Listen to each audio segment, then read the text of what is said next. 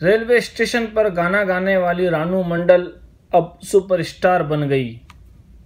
Railway station पर लोग रुक रुक कर इस खातून के नगमे सुनते थे और उनकी आवाज़ को इतना पसंद किया जाता था कि उसे कुछ ना कुछ देकर ही जाते थे।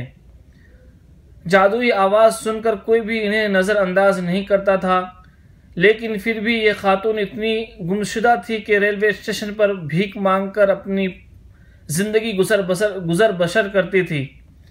ताहम आखिरकार एक वीडियो सोशल मीडिया पर वायरल हुआ। सोशल मीडिया की ताकत ने इसे वो चीज़ दिला दी जिसकी ये मुस्तहिक थी। अब तक आप समझ चुके होंगे कि हम रानू मंडल के बारे में बात कर रहे हैं। हिमेश रेशमिया की मदद से रेलवे स्टेशन पर गाना गाने वाली ये खातून अब फिल्म में प्लेबैक सिंगर के तौर पर नज़र आएंगी। सोनी टीवी पर एक शो में अपना दुख भरी कहानी सुनाती है, जिनके साथ रानू बॉलीवुड में कदम जमा रही है। शो के मेज़बान ने रानू मंडल से पूछा कि आप रेलवे स्टेशन पर इस तरह से गाने क्यों गा रही थी, तो रानू ने इसका जवाब तहक़ा लगा कर दिया।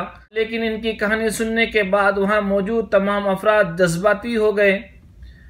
रानू ने कहा, मैं रेलवे स्टेशन पर इसलिए गाना गाती थी क्योंकि मेरे पास रहने के लिए मकान नहीं था और मैं सिर्फ गाना गाकर अपना पेट भरती थी।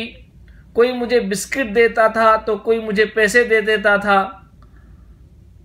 रानू मंडल मुस्कुराते हुए अपनी कहानी सुनाई। यहाँ तक कि इस मुश्किल दौर को याद करते हुए रानू बिल्कुल भी नहीं घबराई और उससे सबके सामने कहती रही। रानू मंडल की मुस्कुराहट ने लोगों के दिल जीत लिया। उसके बाद रानू भी अपने जादुई आवाज में गाना सुनाई।